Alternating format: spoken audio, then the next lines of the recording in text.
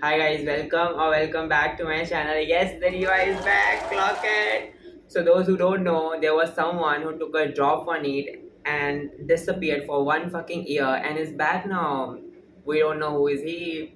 Probably me. So yeah, I took a drop on it and I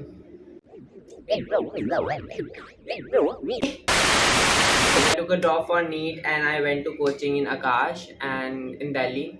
Trust me, the teachers are very nice. Every faculty is very nice. Everything is very nice. So you can take my um, advice on that. Yes, the teachers are very nice. Yeah, I mean, I found one of the best teachers out there. I was in RM04 and yeah, so let's get started with our story. Yes, I'm just gonna tell you major stuff what happened in this drop year, and I'm just gonna I'm gonna touch the topics, and all the story times will be coming on everything that I have had gone through, right? Yes. So I went to coaching starting May. Everything was nice. I was living in a hostel and everything was nice. I was studying consistently.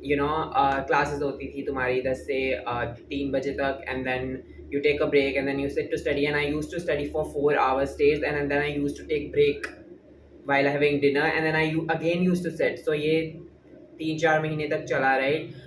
September October तक चला, and I was giving my test regularly, and मेरा score भी like 500 के above रहता था, like around 500 या 500 plus minus 10 और यहाँ उससे ऊपर ही रहता था. And until September and October. Yeah. उसके बाद my mental health got fucked up. When I say fucked up, I mean I was at the rock bottom, and I mean it, right? Because I was just so burnt out with the everything, because obviously there इनकी 10 से 2 बजे तक classes होती थी, and then extra classes be because in the syllabus, in order to complete the syllabus before the test, they had to conduct extra classes. So uske liye bhi we used to wake up early, right, to attend the extra classes. And then again jo classes hoti thi 10 se 2, right, we used to attend that as well. And if you are wondering why I keep looking there, it's because I've written some things that I want to share in this video so that I don't miss it. So that's why I'm looking there, girl. Yeah. And yeah, right, so because to complete the syllabus they used to conduct extra classes, right? And I used to be so fucking sleep deprived, because you have to also study 6 hours to 6 to 7 hours a day. You have to solve modules, you have to complete the syllabus before the test and everything. And I used to get so sleep deprived कि तुम्हें फिर अगले दिन जल्दी भी उठना है, and मेरी मेंटल हेल्थ पूरी फक अप हो चुकी थी, like legit, I am not even kidding. And उसके बाद जब मेरी मेंटल हेल्थ खराब हो गया, I was so burn down, my marks started declining because of that. उसकी वजह से anxiety and pressure. Obviously people से कि स्ट्रेस नहीं लेना चाहिए, why do you take stress, just give your 100%, just study जितना तुमसे होता है. But obviously you try to not take stress, but again it is the environment that makes you take stress, right? Because obviously it is so competitive, NEET is so competitive, and also in coaching hubs, like all that, it is so fucking competitive that you automatically get pressurized, right? Because of the environment and the pressure to perform well, of course. And again, in a single cell you are living like all by yourself with your thoughts. And if you have traumas from past, like me, then तो आपके लोड़े लग जाएंगे, like especially if you have unresolved traumas, which I did not know I had. And I got to know later that I was suffering from trauma and PTSD. And I want to talk about traumas, but I think it's not the right time. And I want to be confident enough to talk about that, and so that I'm able to help you guys. And for those who've gone through same things than me in my life, I just want to help those people. So I think talking about my traumas right now, I don't think I'm much comfortable in front of the camera, but obviously I'm going to talk about everything in future. And as I told you, my marks started declining, and further uski tension ki yaar marks nahi aa rahe वगैरह वगैरह, and I need to study, and that constant feeling of I need to study, and then when you set to study, you are not able to study, right? Because of your fucking mental health, because of everything, because of my PTSD or whatever, right? Then yeah, and uska stress ki I want to study, and basically I was in a phase where I want to study and I'm not able to study because my mental health was suffering. And people in India, they take it so fucking lightly ki, bro, what is mental health? Just do it. It's not just do it, right?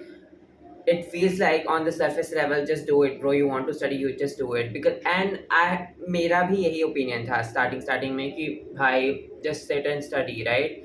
But when your mental health is suffering, bro, I have seen it all, right? And it made me so grateful. What I learned from that experience is that when you are like in a good mental health and everything, and you take so many things granted, right? You know कि बाद में पढ़ लेंगे, ऐसे पढ़ लेंगे, वैसे पढ़ लेंगे.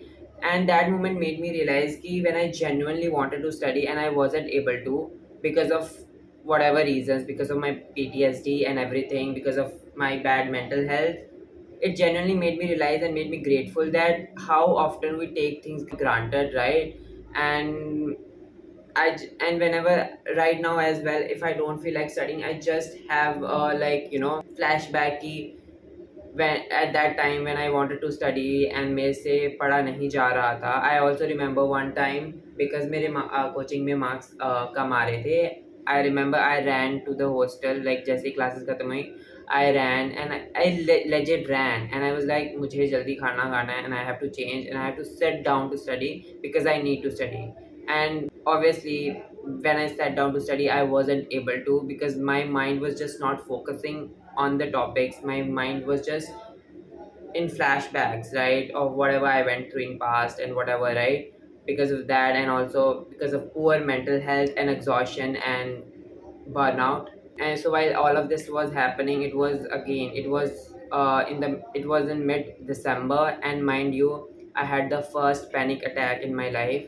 And I did not tell my parents because I did not have the courage. And also when my marks were declining, I did not tell my parents because of course, I had always told them कि मेरे like 500 के बीच में आ रहे हैं वगैरह वगैरह. And suddenly when I was suffering from all these things, मेरे marks decline हो रहे थे. Because of keeping it all to myself, I crashed out. I had the first panic attack in my life, and I had to call someone. So I called my cousin. I'm so grateful for her. I called her, and she was there to help me at that moment. I don't know if I didn't.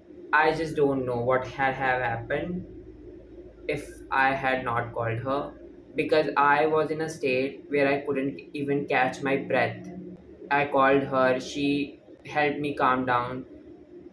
It is a traumatic experience, I can't tell you. And cut to after the next day or two, I told my parents that this is what is happening. I'm not able to do stuff. My mental health is suffering. And at that phase, I can't even remember a single day when I did not cry. I used to cry every fucking day there. I used to, like, it was devastating. At the moment, my parents also realized that, okay, I'm not doing mentally well. I need to get home. So my father drove all the way from Jammu.